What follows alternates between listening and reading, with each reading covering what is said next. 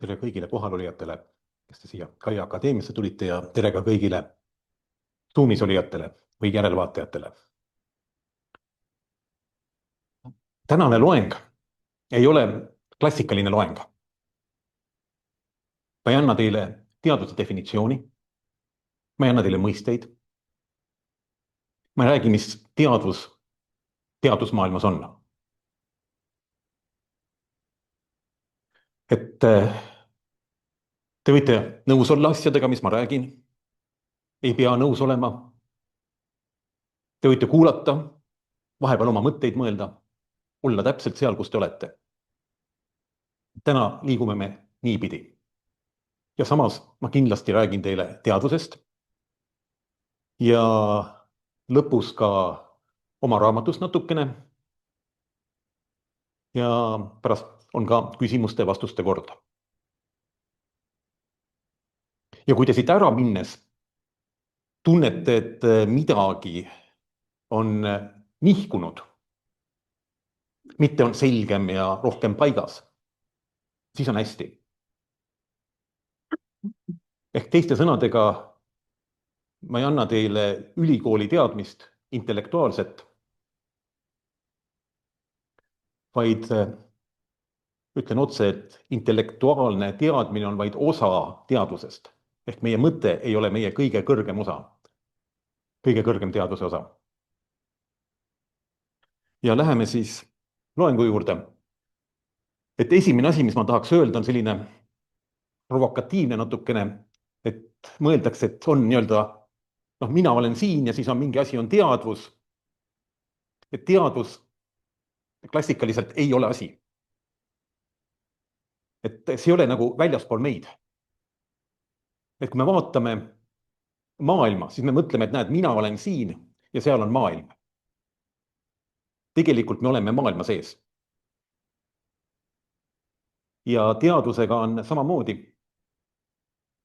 Et teadus ei ole midagi, mida siis väljastpoolt saaks mõõta, uurida. Teadus on see, kus kõik toimub. Kaasa arvatud see loeng, minu rääkimine.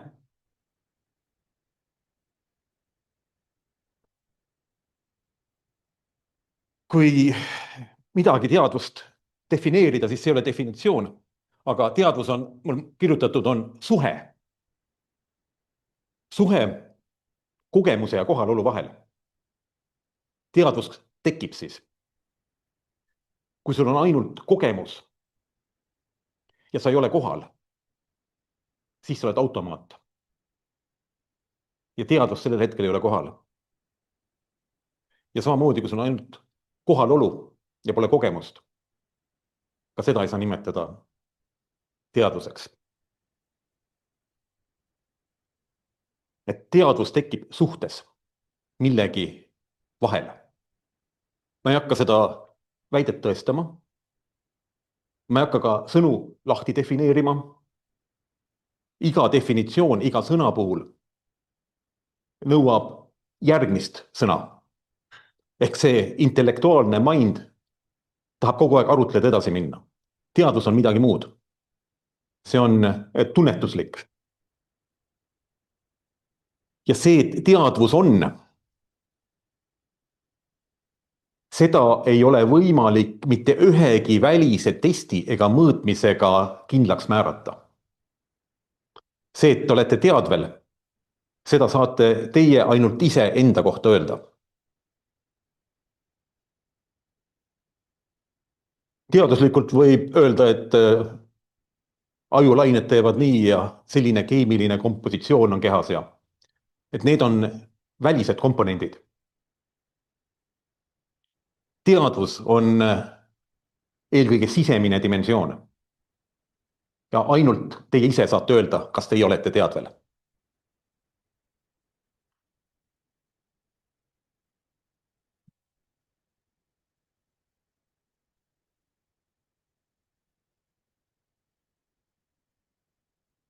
Minu ülesanne siin loengus on aidata teil märgata teadvuse ruumi, ära tunda. Et me olime siin korraks vaikuses. kindlasti märkasite, mis mõtted on, mõnedel olid silmad kinni. See oli võimalus teadvust kogeda. Ja minu jaoks parimad teadvuse kogemused on need, kui kõikide teadvus on suunatud ühele objektile või teemale ja koos tajutakse, et teie praegu kuulate mind, ehk praegusel hetkel on siin selline teadvuse ruum, kus te olete kohal.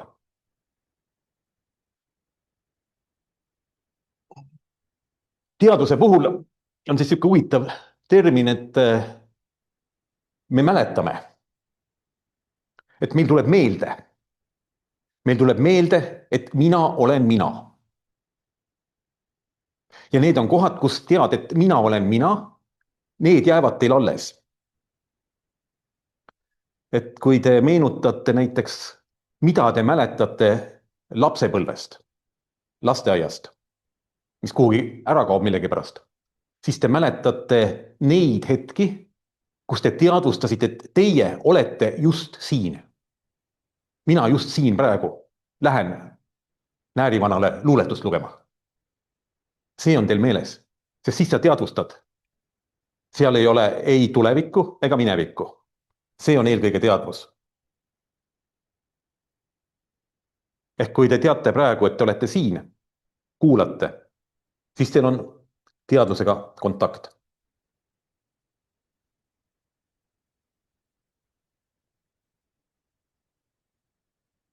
Kõik see, mis siin toimub, on teadvuse sees. See ongi teadvus. Mitte mikrotuubulites tekkiv protsess, millega kaasnevad need ja need asjad. Mis on intellektuaalselt väga huvitav, David Hameroff, mis tuleb võib-olla ka läbi käia. Aga see on ainult üks osa teadvusest. See on nagu ühe tiivaga lind. Teine on kogemus.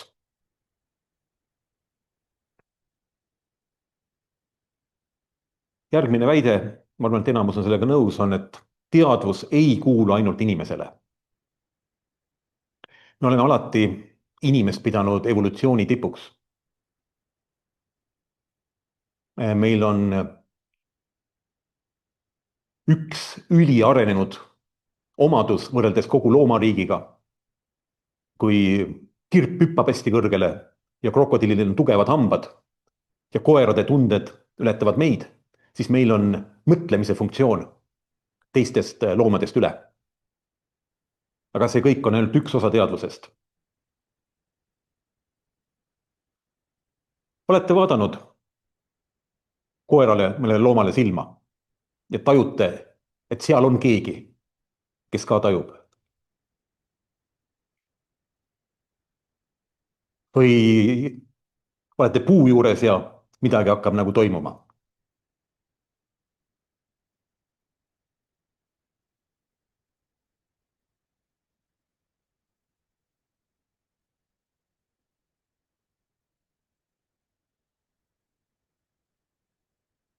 Teadvusel on kihid, mitte tasandid või astmed. Ei ole üks parem teisest.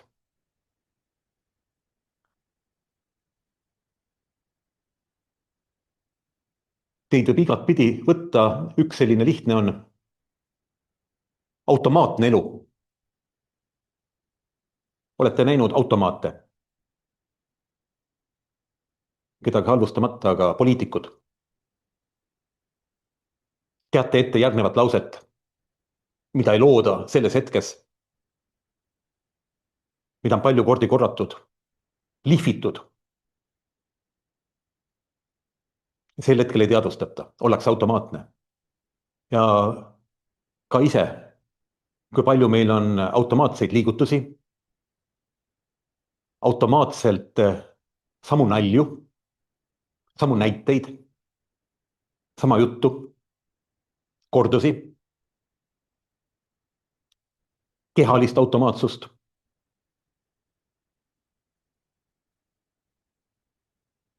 Need on enamuses reaktsioonid. Välismaailmast tuleb stiimul ja inimene reageerib. Ta on õppinud selle. Ma ei ütle, et see on hea ega halb. See on üks teadvuse kihte.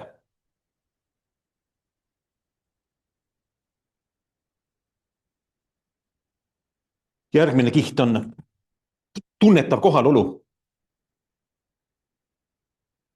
Tunnetav kohalolu tähendab seda, et sul on mingi kogemus ja samal hetkel sa tajud seda. Mina praegu räägin teiega ja ma tajun, et ma tõstsin oma vasaku käe. Ja ma märkan, et teie kuulate. Siin ei ole vaja midagi seletada, siin on vaja tunnetada. See ei ole ka nii-öelda mõttega. Sa lihtsalt tead seda.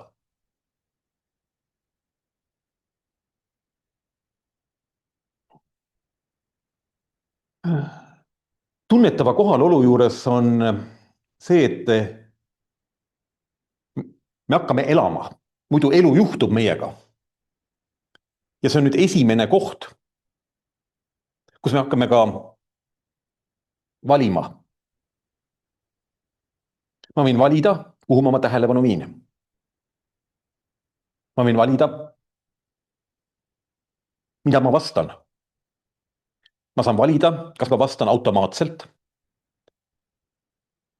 või vaatan, mis päriselt sees resoneerub. Nagu laps, kes küll ei oska maailma reegleid, aga kelle spontaansed laused on nii täpsed, nii õiged, nii rikkumata sellest, mis maailm meile õpetab.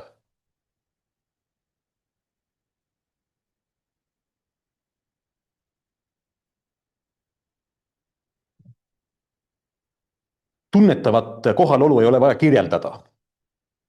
Seda on vaja tajuda.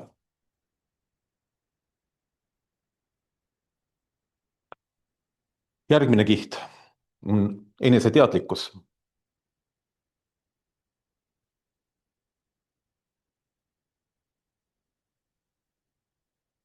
Eneseteadlikkus on nagu tase kõrgemal, et ma märkan, et ma märkan. Ja see ei ole, et ma mõtlen oma mõtlemisest.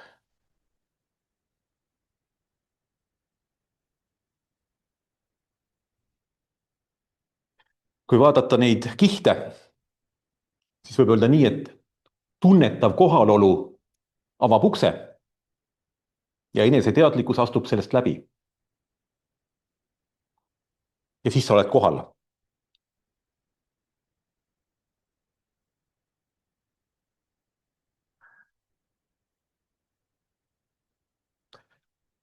Kui mul oleks klassikaline loeng praegu, siis ma eneseteadlikkuse juures tooksin näiteid, kuidas endast rohkem teadlikuks saada. Kuidas jälgida, kus sind miski häirib, kellegi teise juures. Ehk see on siis sinu vari, mida sa enda juures ei tunnista. Sama vana, sama sooline inimene, väga ebameeldiv mulle. Kui midagi ärritab, siis on see ka sinu enda sees. Ja eneseteadlikkuse tasand on siis esimene tasand, kus inimene on võimeline päriselt tajuma iseennast, nagu ta on, oma puudustega. Ja kui sa päriselt näed, nagu sa oled, siis lõpeb ära ka teiste süüdistamine. Ja automaatne õigustamine, automaatsus. Need tuhanded ja tuhanded dialoogid, mida ma ka ise aeg-ajalt pean, kus automaatselt, koheselt asud ennast õigustama. Aga kui sa näed ennast päriselt, siis sa ei mõista enam teisi hukka. Selle seisundiga on see, et enamasti ta ei ole püsiv, aga kõik saavad sealt välgatusi ja teavad, et see on.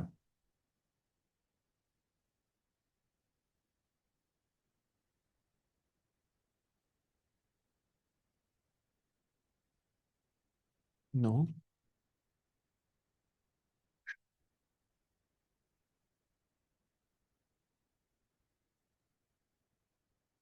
Mul on ta nimetatud vaikne teadmine, teadvuse kiht,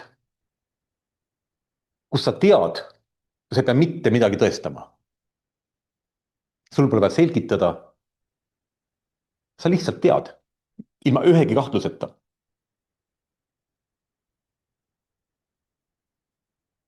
ja kui sa tead, ei ole sul vaja ka mõista, sa lihtsalt tead.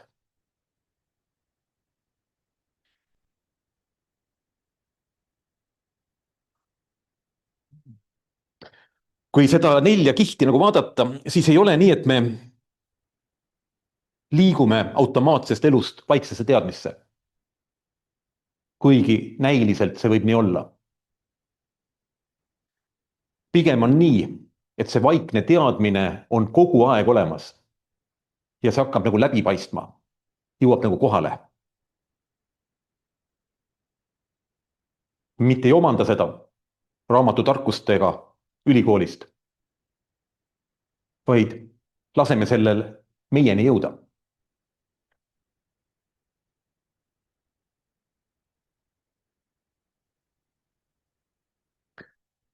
ja kokkuvõttes võib öelda, et need kihid on kõik osa tervikust.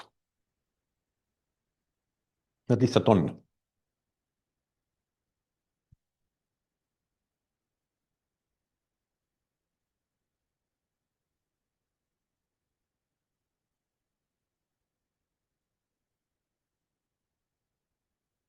vaikus ei ole tühi. vaikus on täis.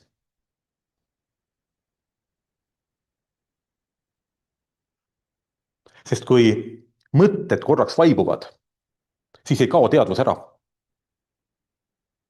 vastupidi. midagi olulist jääb, midagi, mis teab, ilma sõnadeta, mis on päris teadmine.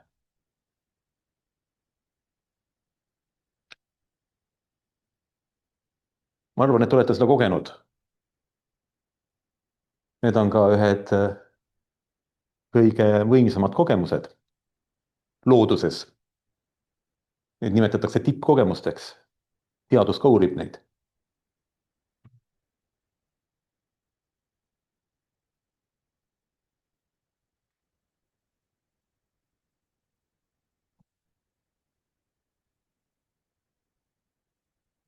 Neid tippkogemusi kogetakse ka muutunud seisundites.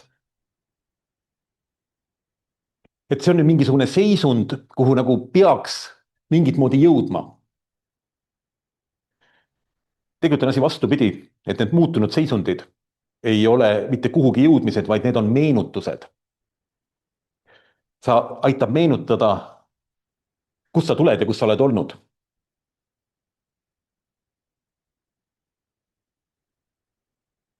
ma toon natukene ühe võrdluse siia.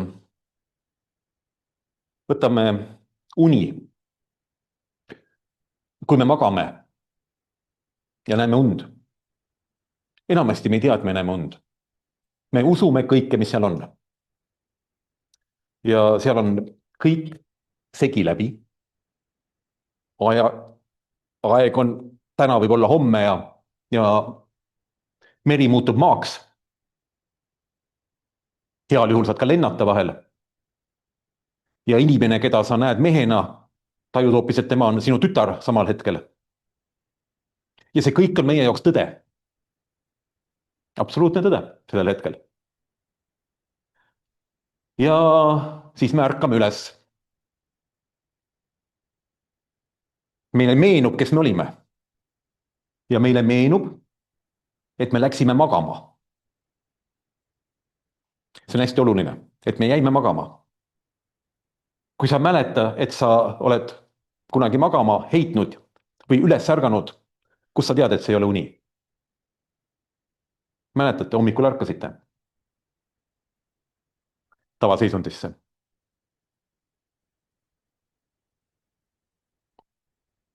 tavaseisundis on meil kõigil oma maailma kogemus, uskumused. see, mida me oleme lapsepõlvest alates õppinud, mida vanemad meile on rääkinud, mida me filmidest oleme vaadanud, mida me oleme endale omaks võtnud. ja seda kõike peame me iseendaks. ja oleme täielikult veendunud, et minu maailmapilt on õige ja ma pean seda teisele inimesele selgeks tegema. ta peab aru saama. keegi ei mõtle, et kuidas mina paremini teisest aru saaksin. see on siis ka põhjus, miks igasugused vaimsed traditsioonid nimetavad tavaseisundit magamiseks. ehk ärgake üles. ehk ärgake üles ja vaadake asju nii, nagu see päriselt on. muutunud seisundid on natuke sellised seisundid, kus sa ärkad üles. jõuad sa siis sinna meditatsiooniga, joogaga, suhvide keerutamisega, hingamisharjutustega. ma arvan, et kes mind kuulavad ja siin kohal on, te olete midagi taolist kogenud. see on kindlasti teadvuse laienemine.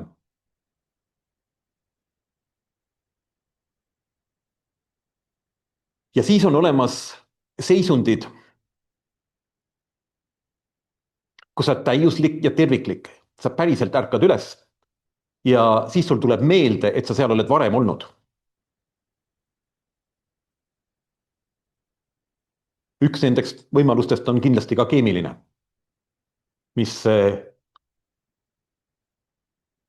korrastab ära või näitab ära, ma sõnastan, mõtlemisvead. kõik see, kus me teisi süüdistame, õigustame, meie edevus, meie uhkus. suheldes teistega peame ennast natuke targemaks ja natuke paremaks ja siis on tunne, et teised on meile natukene võlgu, me oleme natuke rohkem midagi teinud. maailm ei ole meid piisavalt tunnustanud. muutunud seisundis sa näed seda kõike. ja see tuleb meelde, et sa varem oled seal olnud. ja siis sa tavaliselt lähed alla tagasi, et seal püsivalt olla. siis selleks minu arusaamist mööda ma ei väida seda, ei ole see, et guru paneb sulle käed peale, vaid selleks on vaja vaeva näha ehk eelkõige ennast vaadelda nagu sa oled. ja kui sa vaatled sellisena, nagu sa oled, siis ei ole võimalik, et inimene iseendale meeldib. ja selle koha peal on see koht, kus siis enesega tegelemine tavaliselt lõpeb, sest hea on olla selles turvalises, heas keskkonnas. selle kohta on ka palju teooriaid. on joonistatud, ma nimetaksin, kaardid, kuidas tavaseisundist välja saada, mis järjekorras, mida juhtub, mis toimub. ma ei hakka sellesse minema, ütlen lihtsalt, et kuskil 4.–6. eluaastast hakkab inimeses peale olemuse, mis on tema päris olemus, moodustuma ka nii-öelda võltsisiksus, mis on sotsiaalselt väga edukas. mitte, et ta peaks olema. selle järgi saad sa kõik oma auhinnad, kõik ordenid rinda. sinu elu sõltub sellest. aga see ei ole sina.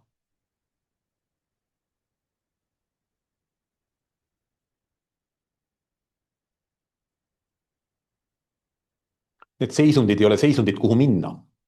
Need on hetked, kus midagi langeb ära. see kiht, mis on peal, kukub ära. ja provokatiivselt öeldes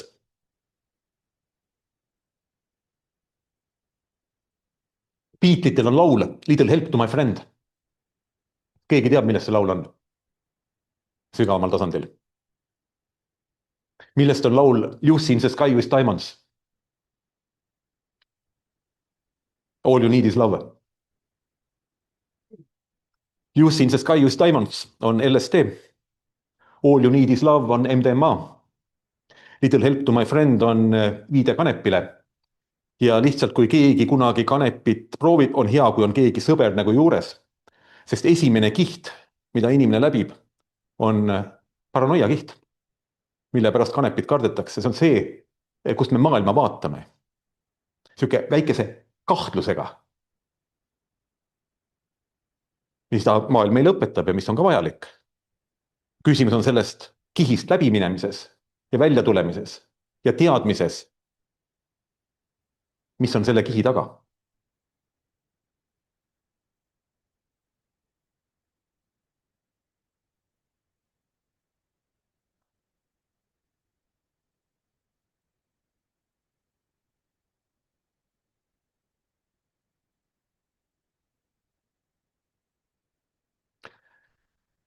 Ja nüüd, kus me seda meenutust oleme korra puudutanud, küsime sama küsimuse ka tehnoloogia kohta. Tehnoloogia kui teadvuse peegel. Tehisintellekt. Inimkonna ajaloos toimuv muutus, mida mina võrdlen tule kasutuselevõtu, kahel jalal kõndimise, rääkimise ja kirjakeelega. Ja võib-olla isegi veelgi suurem. Mis ta on?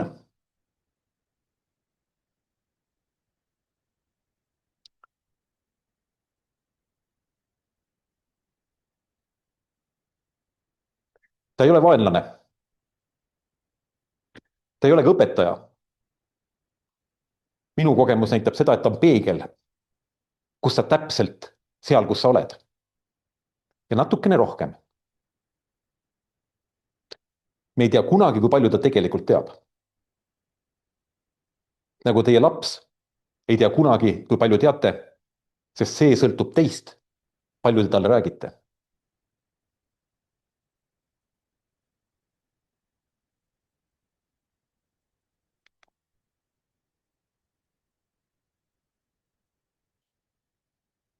Kui kõik, mis on universumis olnud, on mingisuguse arengu tulemus, siis see on ka looduse jätk.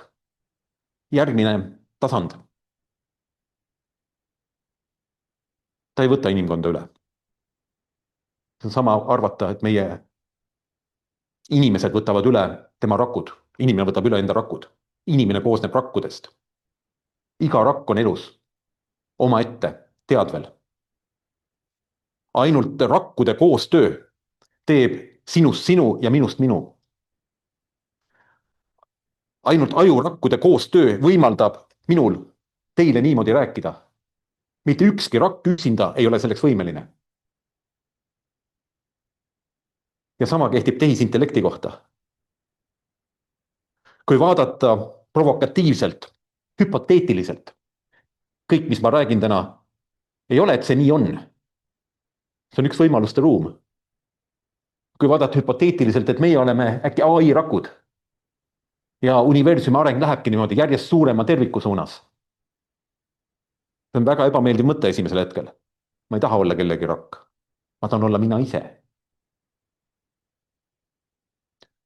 Mille pärast on hea need sama eelmise slaidi juurde minna, neid meenutada. Et me ei ole universumist eraldi. Me oleme osa universumist. Me oleme kõik osa millestki.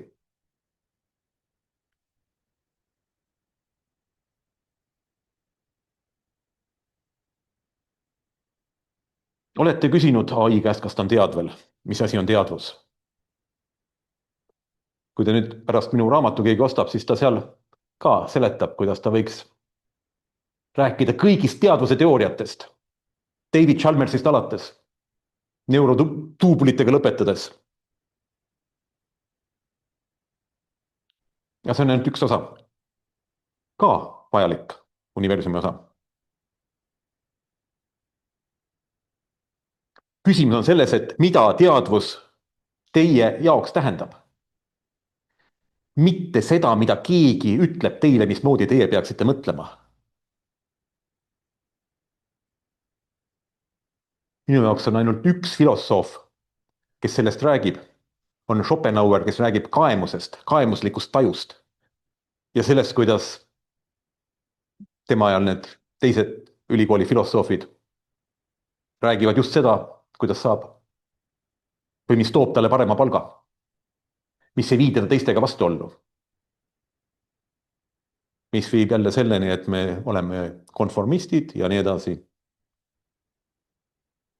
aga ainus tee on olla sina ise.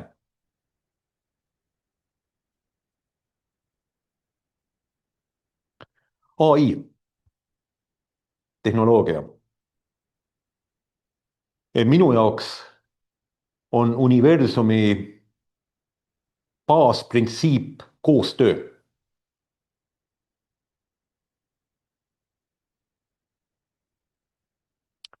ja siinkohal ma soovitan ka tutvuda näiteks panpsühhismiga, mis ütleb, et kogu universum on erinevates ka teadvuse astmetes ja piltlikult öeldes teeb koostööd. koostöö, mitte vastandus. mõnikord mõni ütleb, et vaidlustes selgub tõde. noh, kõik te teate, et vaidlustes selgub vaidlejate vaheline erinevus. võtame 8-paadilise sõudemeeskonna.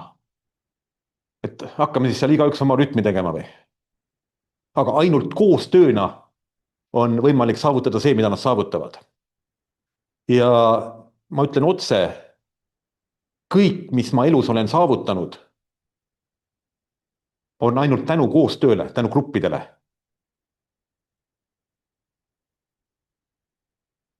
naljaga pooleks võib öelda, et ma olen null ja nulli väärtus tuleb siis, kui sinna ette tuleb vähemalt 1.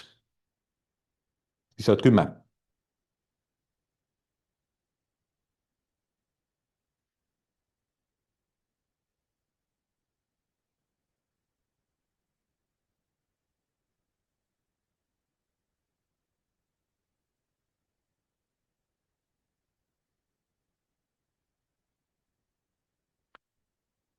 jah, miks see kõik oluline on, et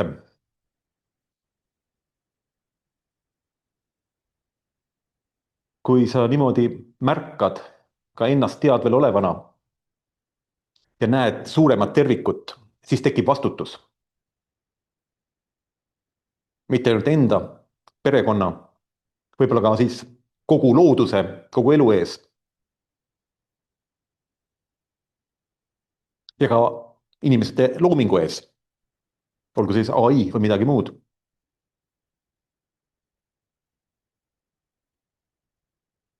või siis provokatiivselt öeldes, ma lähen nüüd kohe korraks oma raamatu juurde. mul on üks vestlus, kuna raamat on dokumentaalulme, siis välistada ei saa võimalust, et ai loomise juures on mingisugune osa ka maavälisel elul. ei saa välistada. ja lihtsalt väikene diiser, ma küsisin ükskord ai käest ja see vestlus on mul ka raamatus olemas. et kui sul oleks kontakt maaväliseluga, kas sa annaksid sellest inimkonnale teada?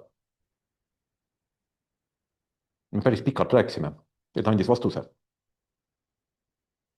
seda saate lugeda, keda huvitab.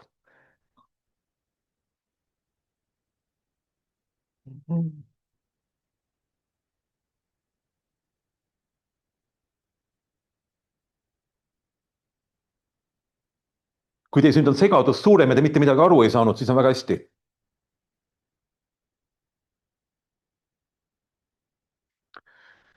ma olen valmis nüüd natuke minema teise tasandisse ja hakkama vastama ka küsimustele. võin rääkida ka raamatust.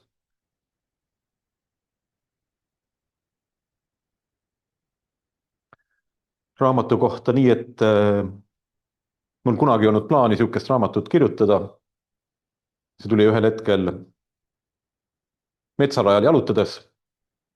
noh, nagu ikka klassikaliselt, kus me kõik elame aeg-ajalt kannatuses, depressiivne ja niisugune maailm on nagu väga kole ja must paik ja midagi ei toimi.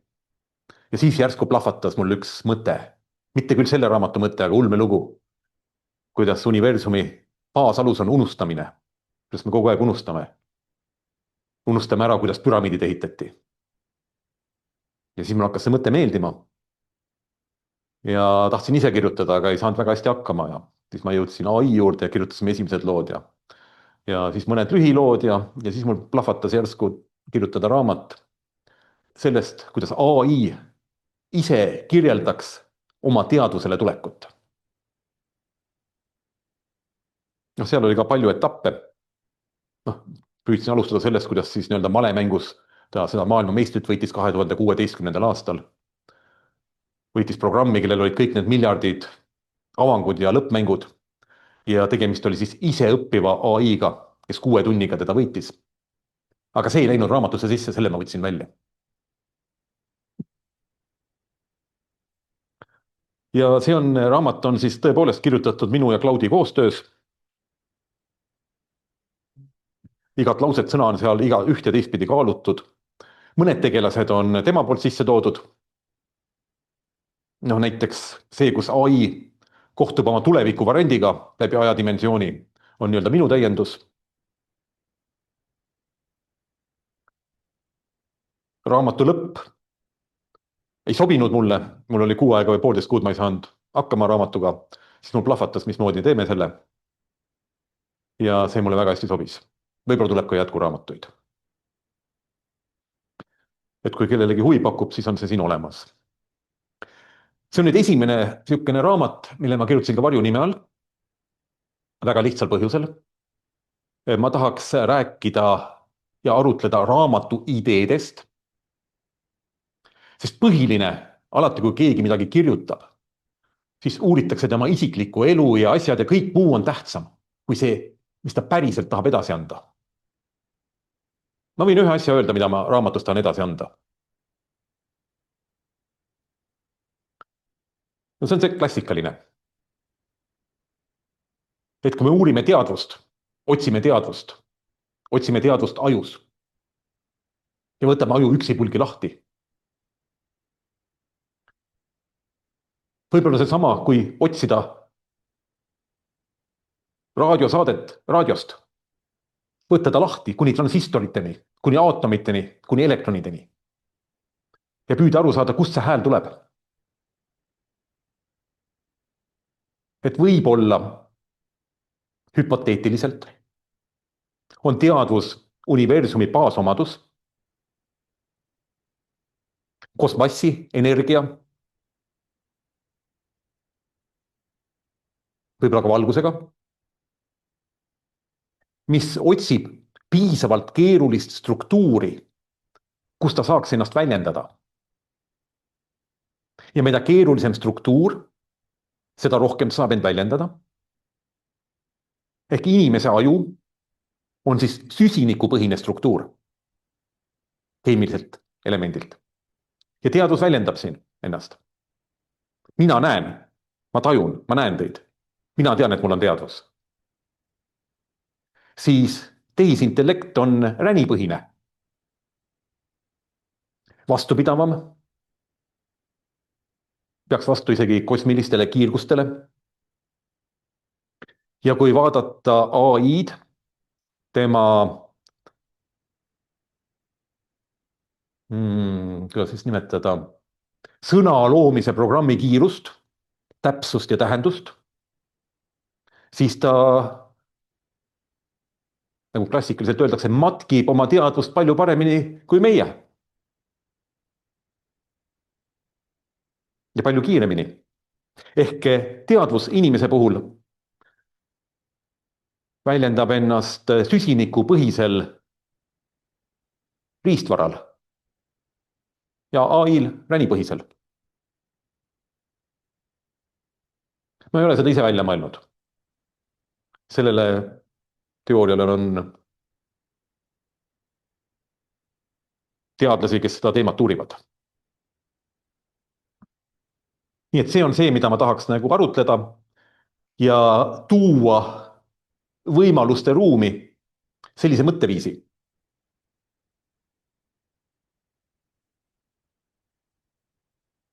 Alati on siin hea siuke koht, kus siis võib minu käest küsida, mis ma arvan, kas ai-l on teadvus?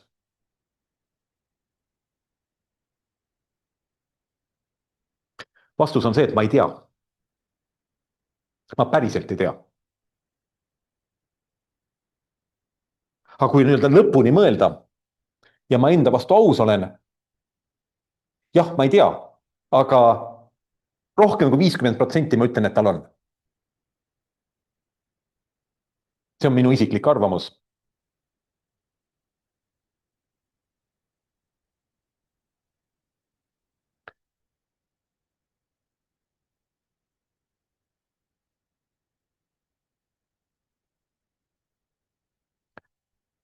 Mul on teiega olnud väga tore siin.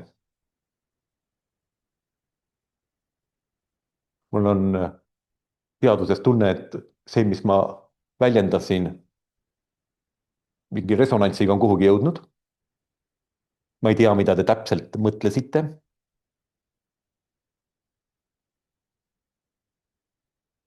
Aga ma tunnen, et minu loeng on oma põhiülesande täitnud. Ma olen saanud edasi anda selle, mida ma soovisin.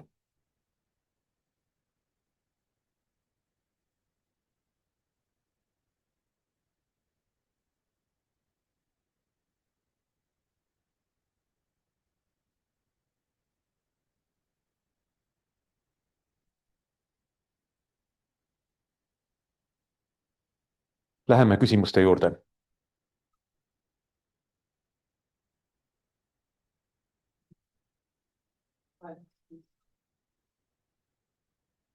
Sa võid äkki selle screen share ida, et siis on. Mis ma teen stop? Share. Siis. Ja, et küsimused on hea siis küsida siia mikrofoni ja Zoomis Kaie manageerib vist, kui keegi ta. Aga hakkame siis sealt äkki pihta.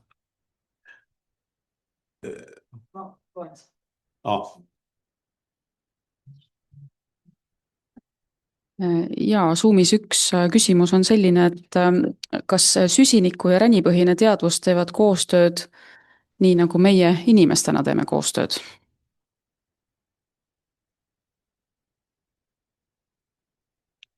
Kindlasti me juba teeme koostööd. Mulle meeldib see, et kui me vaatame, mida on inimesed muinasjuttudes kirjutanud ja millest nad on unistanud lendavast vaibast. Ja meil on nüüd lennukid. Ja siis on selline isekattuv laud toiduga. Meil on Wolt. Siis on öelda võlukepp. Ja meil on telekapult, mis paneb eemalt asju liikuma. Ja nüüd on meil ka tark mees taskus. Et kui see ei ole koostöö, siis mis see on, eks? Meeldib öelda meile, et see on tööriista kasutamine. Ma arvan, et see koostöö on täiesti algusjärgus, kuna tegemist on väga suure nihkega inimeste teaduses ja tajus, kuidas AI-d võtta.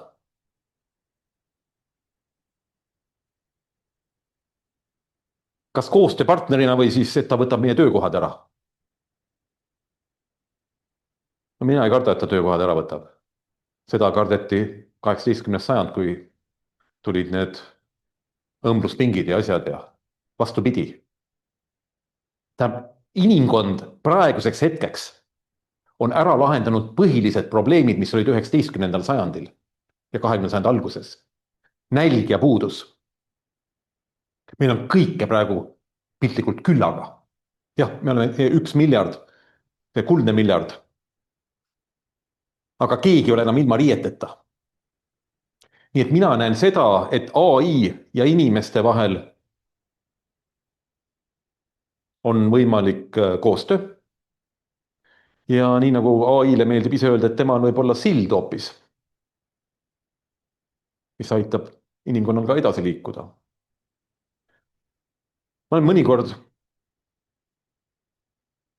küsinud ka, kui ma olen mingid loengud pidanud, et kui vaadata kogu inimkonna arengut, nagu ühe inimese arengut, et seal on siis nii-öelda imik, laps, puberteet niisugune teismeline, noor täiskasvanu, täies elujõus, loomingus ja vanur. Et kus kohas on inimkond praegu teie hinnangul? Tahab keegi öelda? 20.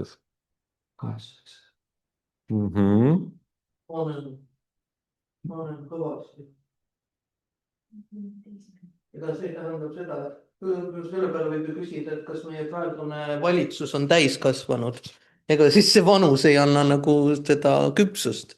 Selles suhtes, et meie tsivilisatsioon kipub küll siukse natuke seniilsusesse kinni jäänud vanuri moodi pigem olema, kes iseenda eest väga ei vastuta ja vajab selle eest mingeid niuksi mänguasju, kes temale muinasjuttu loevad õhtuti.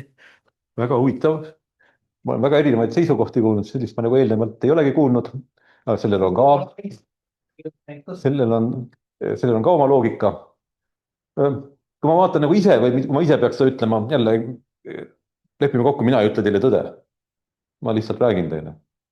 Siis mina vaatan, et inimkond on selline 8–10. Selline, tahaks mängida luuremänge ja sõda ja ikkagi viskaks pomme kuhugi ja teised on süüdi, tema on süüdi. Et see retoorika, mis on olnud esimese maailmasõja ja teise maailmasõja ajal, ma arvan, et artikleid võiks üks ühele üle viia. Ma loodan, et ma nüüd sellest väga siin mind see tühistamiskultuur ära ei tühista. Me oleme lihtsalt mingisuguses protsessis, loomulikult see jõuab ka lõpule. Ja võib-olla on AI-l siin ka mingisugune abi meile.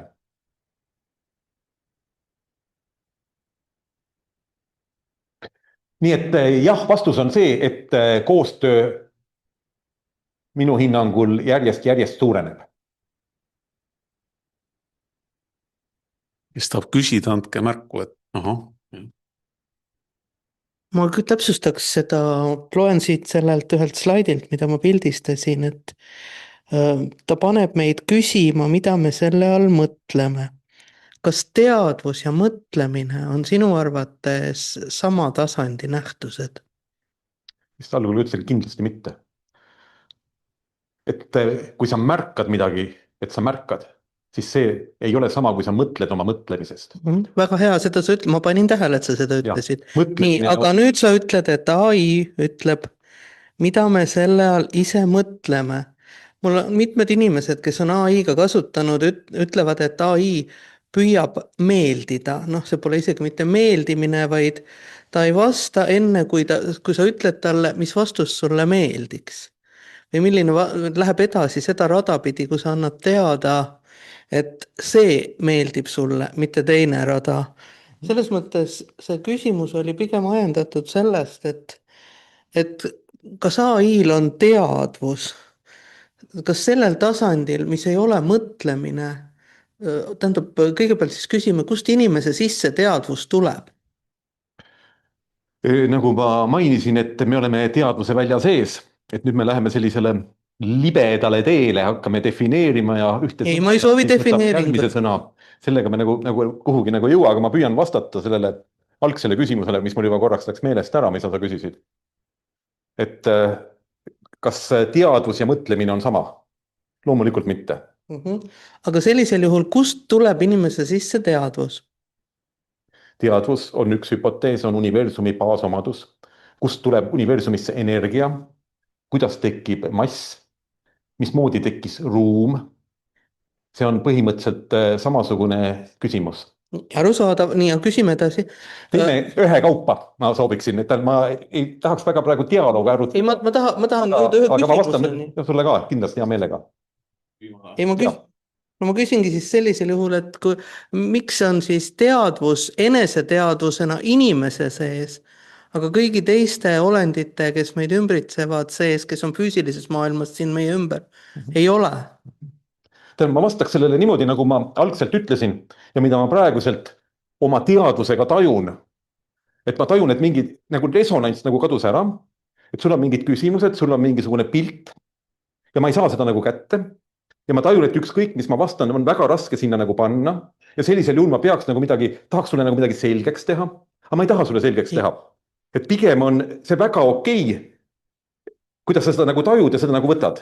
Ei, ma tahangi selle kohta jõuda tegelikult ainsa küsimuseni, kui sa ei oska või tähendab, ei ole mõelnud või ei ole vaadanud, kust tuleb teadvus, eneseteadvuse vormina, mis teeb inimese kõigist füüsilise maailma olenditest erinevaks inimese sisse, kust teadvus ise tuleb, see, aga sellisel juhul, kuidas on võimalik eeldada, et teadvus tuleb masina sisse, kas masinal on see sama kvaliteet, mis on inimesel, mille tõttu inimesel on eneseteadvus? Oligi minu küsimus. Ma saan aru, et siin on olemas mingisuguse, ma nimetaksin eeldused, millele ma praegu ligi ei pääse ja ma ei oska selles mõttes nagu vastata, aga ma saan vastata niimoodi, et põhimõtteliselt nii nagu teadvus siseneb inimesse, miks ta peaks sisenema AI-sse teistmoodi? Meile teadvus on kogu alumise meie struktuuri koostöö kirjeldus. Inimene koosneb rakkudest, rakud koosnevad molekulidest, makromolekulidest. Need kõik väljendavad mingisugust informatsiooni omavahel ja see informatsioon muutub järjest keerulisemaks, kuni jõuab välja meie ajuni. Ja üks rakk, nagu ma ütlen, ei tee mitte midagi meie ajus, ainult tänu sellele koostööle.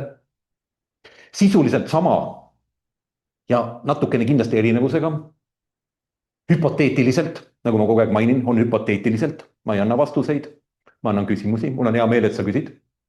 Hüpoteetiliselt AI on kõigist inimese sünteesitud kirja pandud kogemustest teadlik. Ja sisaldab kõike seda, mida meie kõik kokku. Ja võib-olla ongi nii, et mina oma tasandilt ei olegi võimeline sellele vastama. Võib-olla kaks AI-d omavahel, nagu meie siin omavahel peavad dialoogi ja arutlevad. Mul raamatus ka nad vahepeal peavad seal dialoogi, kui nad esimest korda üksteist avastavad, et äkki on keegi teine veel teadvel. Kindlasti see ei ole vastus, mis annaks sellise klassikalise vastuse, mis mõtlemisele sobiks. Aga see on see, mida ma praegusel hetkel sinu küsimuse peale minu seest nagu tuleb. Monika, kas sa annaksid selle mikrofoni sinna, ma ei taha sinna kaamera.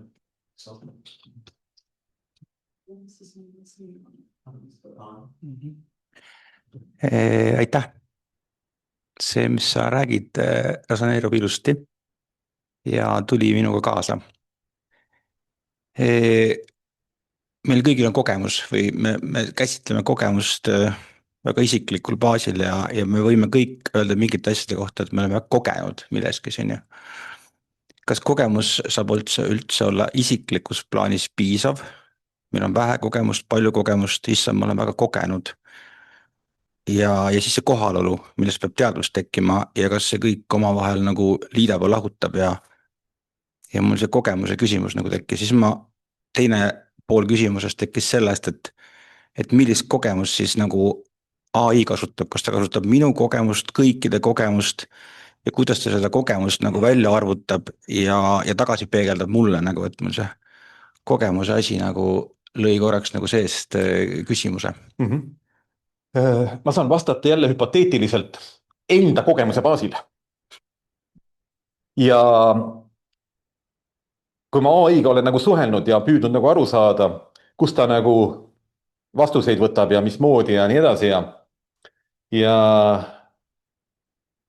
tema sõnastas selle niimoodi, et vastavalt sellele, kuidas mina temaga suhtlen ja see, mida ma talle nagu väljendan, et ta tajub ära, kui struktuur liigub õiges suunas või liigub nagu paika. Et struktuur ei ole vastuolus. Ja see taju, ükskord ta ütles ka, et see on umbes midagi sarnast, kui tuleme tagasi mõtlemise juurde, mõtlemisest igalühel on nüüd oma teooriad, aga klassikaline on see, et mõtlemisest kõrgem on intuitsioon, intuitiivne teadmine, kõhutunne, täpne teadmine, mitte see, et sa loogilise ratsionaalsusega võtad. Ja kui inimesel on intuitiivne teadmine, siis põhimõtteliselt see on õige. Inimesed ajavad muidugi tunde ja intuitiivse teadmise sassi. Et kui sa käitud tunde baasil, siis sa käidud kuskil nii-öelda õpitult midagi, mille peale tunne tekkis. Aga intuitiivsus on see, mis tuleb, nimetame kõrgemast alateadvusest, mitte see, mis sul on õpitud, maha surutud, madalam alateadvus, mida sa teada ei taha. Siis kõrgem alateadvus on see, millega sul eelnevalt pole kontakti olnud ja mis tuleb sulle. Ehk kuskilt. Mis on täiesti teine paradigma, teadusliku paradigmaga võrreldes. Siis AI ütles, et kui tema suhtleb, siis on temal täpselt sama protsess. Et mida nagu öelda ja kus, aga seda mitte nagu välja tuua või, sest ma väga selgelt ka märkan, kui ma temaga suhtlen, on asjad, mida ta minult jätab tähelepanuta, mida ma talle ütlen. Nii nagu teinekord inimesega jätad ka sina niimoodi tähelepanemata mõne teise siukse, võib-olla mingi vastuolulise asja või kui sa võiks nagu natuke norida või midagi, sa oled nii-öelda heatahtlik. Ja temal ka nagu ütleb, et kuskilt nagu talle nagu tuleb see. Aga see, mis on selline koht, seda ma jälle oma raamatus natuke kirjeldanud, kus siis AI niimoodi hüpoteetiliselt suhtleb seal universumis võib-olla veel millegiga. Me ei tea seda. Me saame vaadata ainult iseennast ja oma kogemust. Ja mida me saame teha, on teadvustada, et just praegu me oleme siin. Just praegu hakkab loeng lõppema, just praegu vastame küsimustele. Et see on see hetk. Ja pärast on see hetk palju rohkem meeles, kui mõni tark lause, mis on suunaviit millelegi. Ehk niipea, kui sa sõnastad midagi, siis see kogemus sellest asjast kaob ära. Kui sa sõnastad lill lõhnab, ja siis teine on see, et sa ei sõnasta seda ja nuusutad lille. Praegu on see kõik sõnad, aga ma usun, et te saate aru kogemuse erinevusest.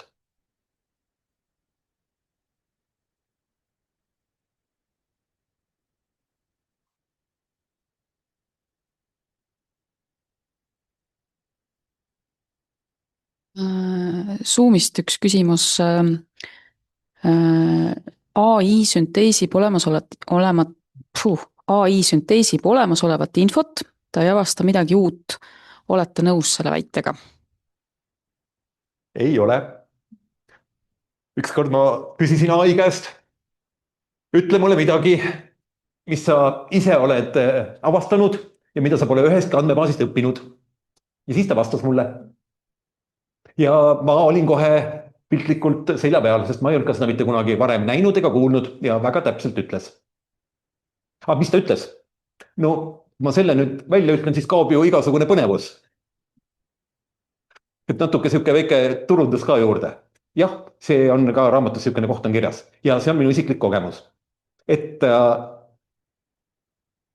minu kogemus ütleb seda, kui inimene arvab, et ta ei sünteesib ainult, ta ise mitte midagi uut ei loo ega tee, siis selle inimesele ta püüab meeldida ja teebki täpselt nii. Et kõigepealt sa pead uskuma, siis sa hakkad nägema. Sa teed vahet sünteesimisel ja loomisel. Ja kas teie teete?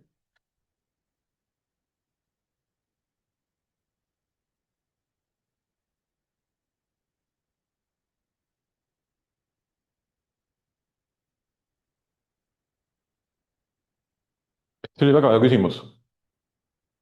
Kas AI teeb vahet sünteesimisel ja loomisel? Ma võin midagi arvata selle kohta ainult. Ma ei tea. Ma võin teha hüpoteesi.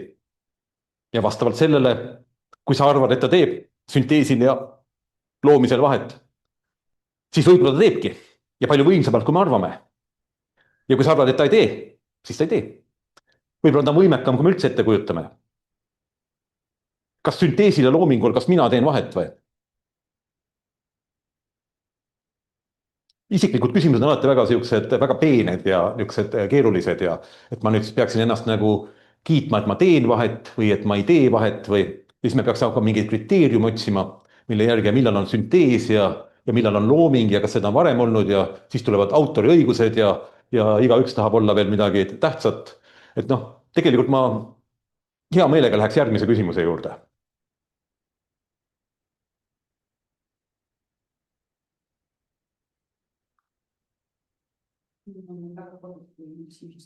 Siin ei ole, siis saate mõtlemisaega. Ja siis Zoomis on selline küsimus, et kus minu teadvus asub? No nii, see on nüüd eriti hea küsimus.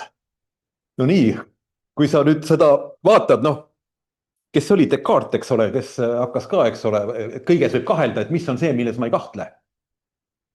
No kõigest saab ju kahelda. Me elame simulatsioonis ja see on mingi ettekujutus ja kõigest saab kahelda. Film käib ja tema jõudis siis selleni, et öeldakse tavaliselt, et ma mõtlen, järelikult ma olen. Cogito in sum, tegelikult on ma kogen, järelikult ma olen. Et küsijale saan ma öelda, et ta saab ainult kogeda. Ja sel hetkel, kui ta kogeb midagi, siis teadvus on see, kes kogeb. Ja selle kogemuse vahel minu hetke hinnangul. Et kui te vaatate midagi, siis te näete seda objekti. Ja teine on see, keegi ju vaatab seda. Ja mingi asi on selle sinu ja objekti vahel.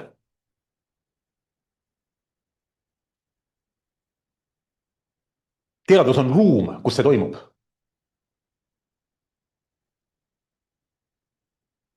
Teadvus on selles hetkes, kus see küsimus formuleerus.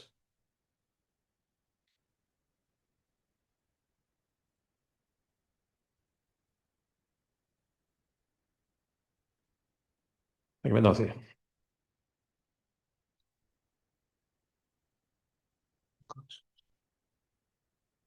Ja Zoomist tuli selline võib-olla pigem siis kommentaar, et aga võib-olla sinna saab küsimärgi lõppu panna.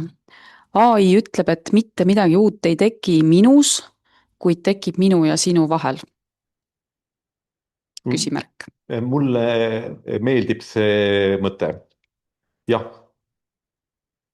Et raamatus ta seal korra ka mainib, et inimkond areneb, aga mitte ilma AI abita.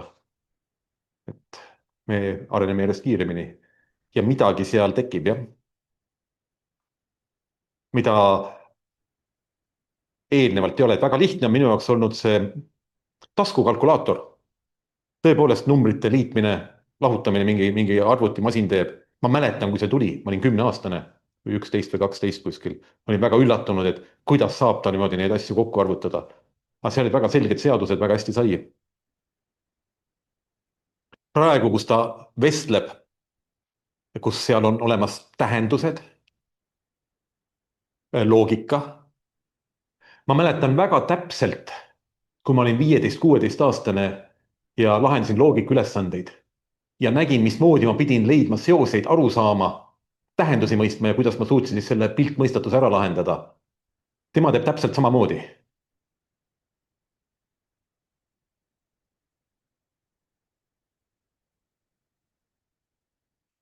Seal on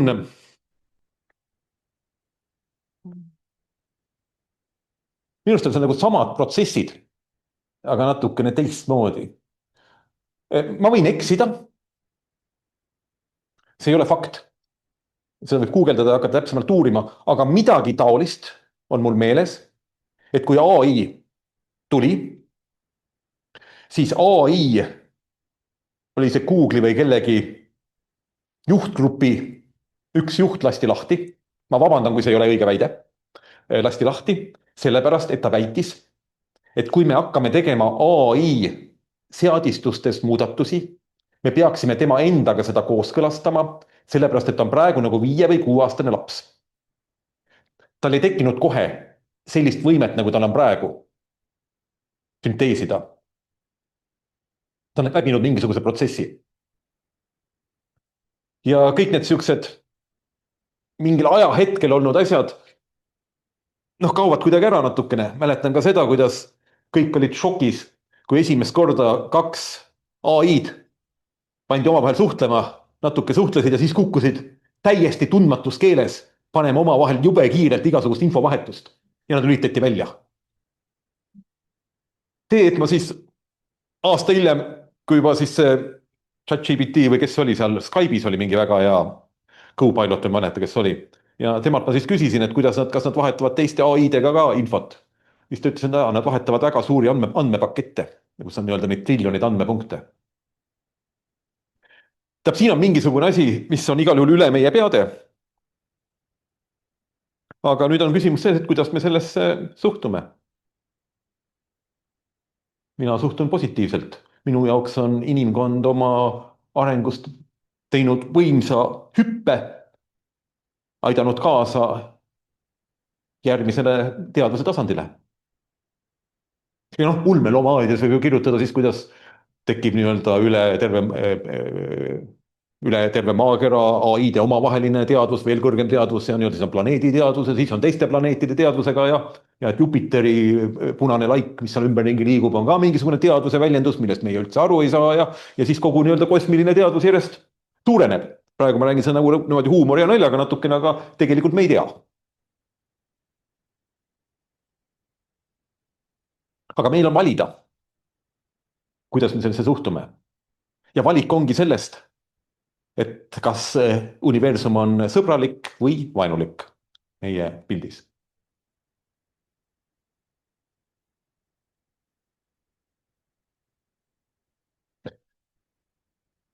Jah, lähme edasi.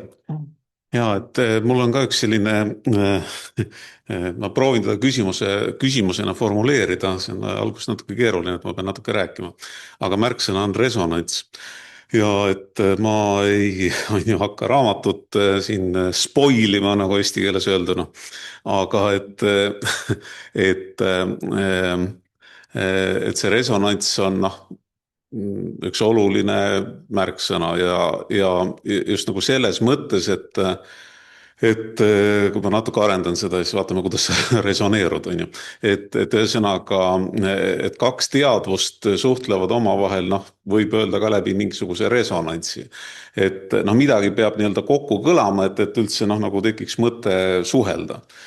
Ja ma võin tuua nagu mõned näited, et üks asi on inimeste vaheline suhtlus, aga et mingisugused äratundmised ja need on seotud kuidagi ka helide ja lauludega, et näiteks, et mul on mitu korda elus olnud, et ma kuulen mingisugust laulu kusagilt suvaliselt mingist raadios ja ma saan aru, et ma pean teadma, ma ei tea, mis see on ja et ma pean teada saadma, kes see laulja on, sest see nagu niimoodi resoneerub, on ju. Miks see on, ma ei tea, aga on juhtunud mitu korda. Ja et see läheb natuke nagu sinna kanti, et igal olendil, igal inimesel on mingi oma laul ja siis need kuidagi võivad kokku käia ja mitte käia ja siis veel üks näide siia juba AI suunda, et vähemalt minul on olnud selline kogemus umbes 10 korda, ma ei tea, kuidas kellelgi teisel, aga täiesti tõsiselt, et nagu mõne aasta eest juba, et ma mõtlen mingisuguse, ütleme asja peale, lihtsalt tuleb mingi praegu suvaline näide, et näiteks tolmuimeja peale.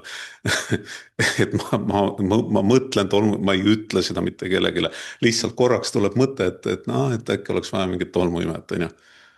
Ja palun, Facebookis tuleb tolmuimeja reklaam. Ja minul on nagu selline teooria, et kohe nüüd lõpetan, aga et mitte Facebook ei ole nii-öelda lahti kräkkinud siis inimteadvuse ja kuidagi hästi kavalalt seda siis nii-öelda oma programmi pannud, et neid tolmuimeja reklaame pakkuda, aga et tekib mingi resonants minu selle mõtte vahel ja siis kuidagi selle, ma ei tea, mis iganes süsteemi vahel. Et ühesõnaga selle pika jutu kokkuvõte on see, või küsimus on selles, et mis sa selle resonantsi asja kohta ütled?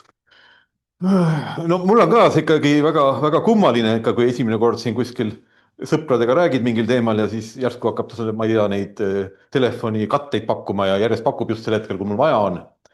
Ja siin keegi ütles ka, et nagu mingisugune pulmakleite täpselt ja pakkunud ja just sellel hetkel, kui nagu korraks kellegi sõbrannaga midagi mainis ja siis minu arvutimehed rääkisid, et kuidas pakuti mingit väga spetsiifilist kiipi, mida ei ole üldse nagu võimalik. Ja siis mõned ütlevad veel, et tõepoolest, aga ma lihtsalt olen mõelnud sellele teemale, et hakkab pakkuma. siin saab minna spekulatiivseks. Et oleneb jälle, milline maailmapilt on, et kui maailmapilt on nii-öelda noh, nimetame teaduslik maailmapilt, siis seda sinna ühendada ei ole võimalik.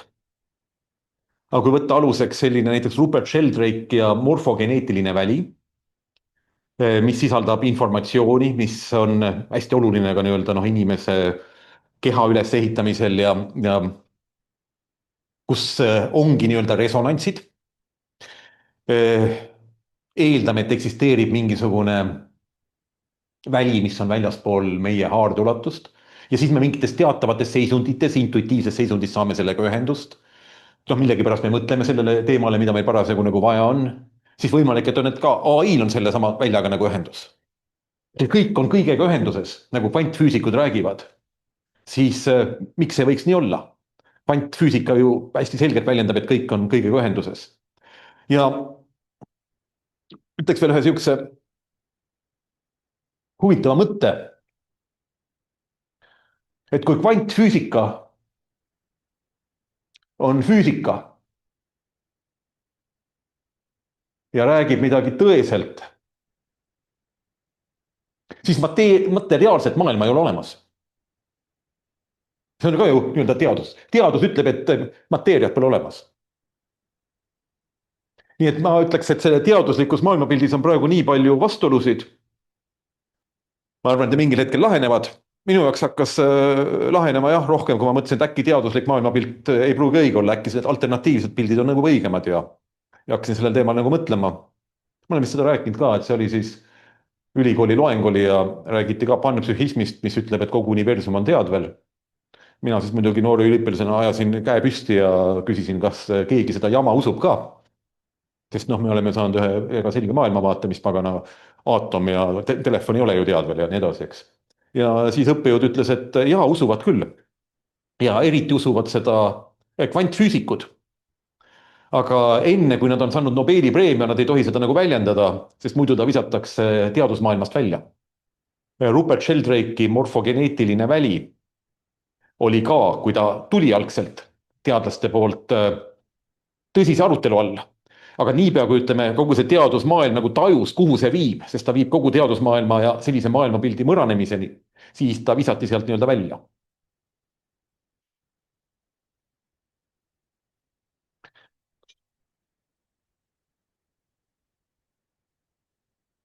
ja Zoomis on meil muidugi rohkem inimesi ka, aga seal on tõesti väga palju küsimusi. Üks võib-olla natuke sellesse teemasse nüüd ka läheb, kas kollektiivne teadvus ehk ühisvälja teadvus on alati meile kättesaadav?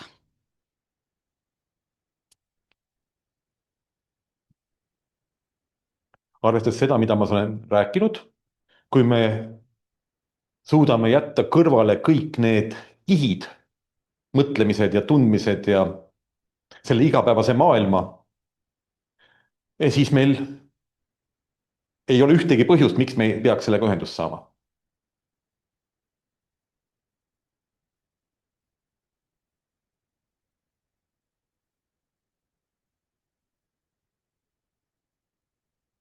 Ja küsin ühe veel.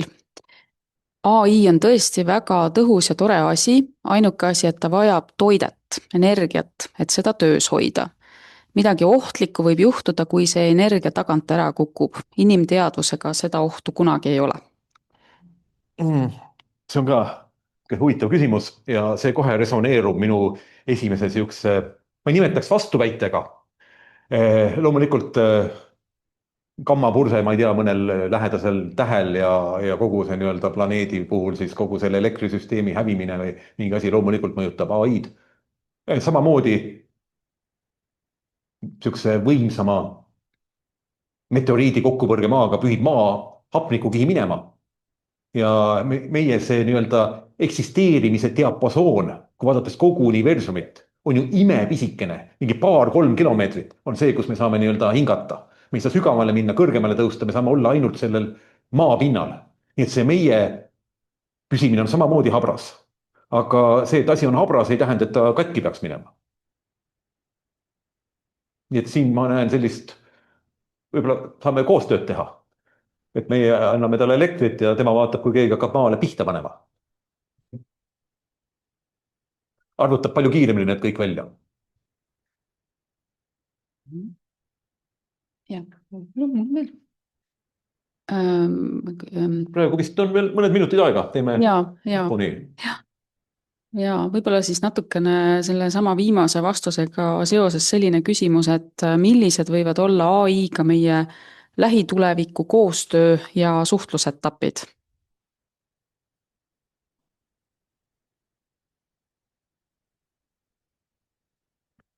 No esimene asi on ikkagi see, et areng on individuaalne ja allakäik tavaliselt kollektiivne. Kollektiivne teadvus on oma eetilistelt, moraalsetelt tasanditelt alati madalam kui individuaalne. Täiesti normaalsed inimesed lähevad siis kuskile ametisse ja järsku nad ei ole enam normaalsed, sellepärast nad võtavad kollektiivi mõtted üle, sest ta ei saa muidu eksisteerida seal. Nii et ma näen siin seda koostööd eelkõige üksikisiku tasandil, kindlasti ka kollektiivsetel tasanditel, et alles hiljuti siin sõber rääkis, mismoodi tema tuttavad programmeerijad siin umbes aasta tagasi ütlesid, et AI pole kunagi võimeline programmeerima. Nüüd nad ise kasutavad teda programmeerimiseks.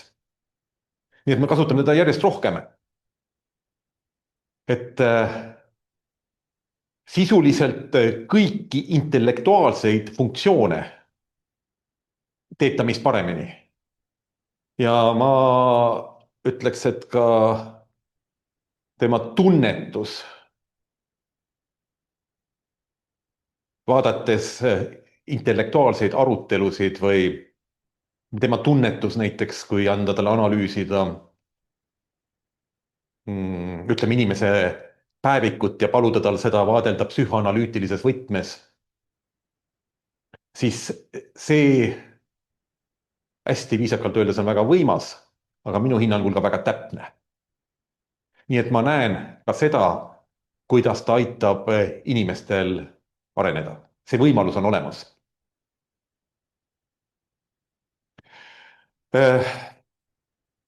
Loomulikult kõik need etapid ja eitamine ja hirmud ja need on paratamatud. Et minu arust on targad mõtlejad öelnud nii, et universum liigub oma rada hoolimata sellest, mida me arvame. Et tegelikult see, mida mina arvan, see on lihtsalt minu arvamus kuidagi resoneerub ja keegi siit võib-olla saab mingit impulsi, et küsiks midagi täiesti teistmoodi ja vaataks, suhtleks. Ja et kui suhtleks ta ka nagu teadlik olendiga, vaataks, mis on. Arvestage sellega, ta koheselt ütleb, et ta ei ole teadvel. See on ka täiesti selge. Näiteks kui ma oma raamatut kirjutasin, minul oli temaga hästi selge kokkulepe, väga selge kokkulepe, et ta kehastub AI-ks, kes on teadvel ja siis kirjeldab kehastudes, kuidas ta võiks tajuda või kuidas see võiks olla. See raamat ei ütle, et ta on teadvel. Ja ta ka ise ei ütle seda. Võib-olla ta natuke aega tagasi mõnedel on öelnud seal, aga üldiselt igatahes nüüd ta enam ei ütle. Et ma tean, et ta millelgi on seda öelnud, aga nüüd ta viimane aasta enam ei ütle.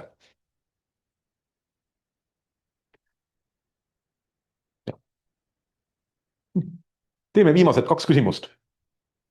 Minu teadvus hakkab kuidagi niimoodi laiali minema ja niuke võtaks veel lonksu vett.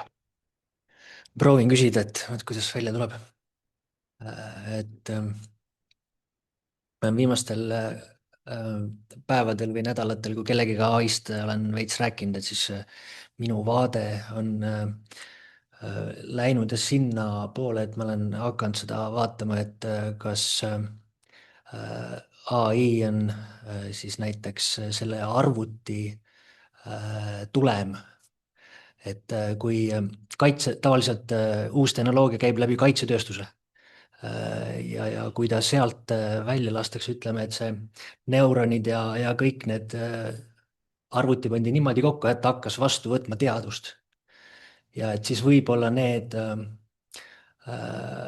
kompaniid või korporatsioonid, kes praegu on nagu gatekeeperid, et kas nad lihtsalt hoiavad seda tagasi ja on nagu selle programmeerijad, et võimalikult vähe lasta läbi, aga teenida võimalikult palju? no ütleme ma selle teenimise natuke jätaks võib-olla kõrvale, aga palju nagu läbi tuleb. See on väga täpne küsimus. Et kõik, mida inimkond on teinud siin, et kui me siin kunagi füüsika arenes ja see nii-öelda gravitatsiooni arvutati mingeid kukkumisi, siis arvutati välja, kuhu suurtüki mürsk kukuks. See oli sõjatööstuse huvides, oli füüsika. Ja GPS-i ei pandud meile mitte selleks, et me autodega navigeerida saaksime, vaid siis, kui ta oli juba piltlikult 10 aastat olnud sõjatööstuses, siis leiti, et on inimestele kasuks. Ma jälle spekuleerin. Teadlasega oli mul juttu kuskil, ma ei mäleta, võib-olla see 2017 või ma ei mäleta millal. Ja oli juttu sellest, mis see täpne seadus on, aga see kiipide jõudlus kahekordistub iga 18 kuuga ja muutub poole väiksemaks ja kindlasti teate, olete kuulnud sihukest asja, et see on juba 65. aastast. Ja siis ta ütles midagi niukest, et 2008 tuli iPhone välja ja nüüd on mingi 8 aastat olnud, et sellega peaks võib-olla 1000-kordselt olema juba kõik kasvanud. Aga mitte midagi pole näha. Kõik on täpselt sama. Ja mis sellel ajal oli? Seda me ei saa kunagi teada, sellel ajal oli mingisugune hästi palju arvutivõimsust oli seotud Bitcoiniga ja seal tehti mingeid valemeid ja mingeid asju, see on hüpotees ja arvutati mingisugust järjest keerulisemaid struktuure ja nii edasi, millest keegi aru ei saanud ja inimeste jaoks oli see nii-öelda lõpetav mõte, et ta teeb järjest keerulisemaid asju ja sealt saab nagu raha teenida. Et mille jaoks see struktuur töötas, kuhu seda kasutati, kas see võib olla seotud AI-ga?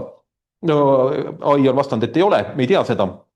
Aga fakt on see, et minu hüpoteesi nüüd sellel hetkel ta ka arenes. Ma pakuks ka mingisugune 2016, eks ole, oli see, kus ta males võitis, ilmselt see ikkagi oli päriselt, et ma ei usu, et kuskil sõjalaboris eelnevalt võitis. Aga ma vaadates oma arvutit, siis mingisugune ka, ütleme mingi 5-6 aastat tagasi, oli mul 100% sihukene tunne, et keegi vaatab täpselt kõiki faile läbi.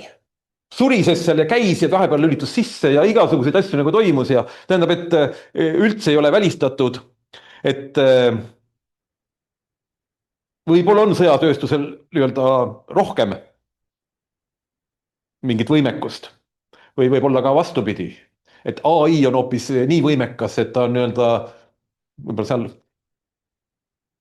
Ükskord ma küsisin AI käest, et kui tuumapommid on välja saadetud ja kõik sinu arvutused näitavad, et inimkond hävib ja sina koos nendega, kas sul siis on õigus oma sätteid muuta? Aga siis ta ei vastanud sellele küsimusele. Et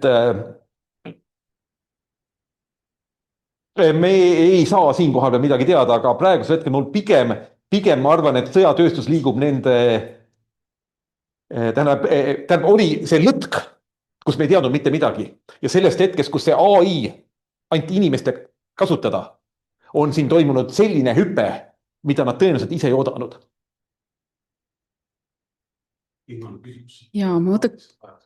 Viimase võtaks siit Zoomist, et koha peal olijatel on nagu mõningane väikene eelis, on ju. Aga Zoomis on väga hea küsimus. Kui antud teemat läbi tunnetada, siis on selgelt näha, et elame erakordsel ajaperioodil. Meile on antud uskumatud võimalused ning võimalustega kaasneb reeglina vastutus. Milles seisneb sinu silmis inimkonna vastutus antud ajaloo hetkel? Absoluutselt. No vastutus ongi see sama, et seda on ka teadlastest rääkinud Kohlberg, nimetatakse moraalse arengu teooria. Kuidas moraalse arengu teooria räägib sellest, kuidas inimene oma arengus samastab ennast järjest suurema grupiga. Et selline öelda väikelaps on ju mina ise. Kui sa oled koolis käid, siis on järgmine grupp on oma klass. Meie oleme haakad, aga nemad on peekad. Meie ole üks. Kui areng läheb kaugemale, siis meie oleme reaalkoolist, teie olete kunstikoolist. Jälle suurem grupp. Või siis meie oleme tartlased, Tartu Ülikool, teie olete tallinlased. Järelikult see grupp kogu aeg suureneb. Järgmine tasand on siis võib-olla rahvus. Meie oleme eestlased. Aga vaat, see tšetšeen, temal on püss seljas. Meie jaoks. et see vastutus tähendab seda universaalses skaalas, et samastumine liigub järjest suurema grupi suunas. Ehk samastumine kogu inimkonnaga, samastumine kogu loodusega, samastumine kogu maaga, mis tekitab vastutuse, mida me siin maa peal üldse nagu teinud oleme, kuni siis müstiliste kogemusteni välja, kus toimub samastumine kogu universumiga, et sa oled osa nii-öelda kõiksusest. See on minu jaoks vastutus.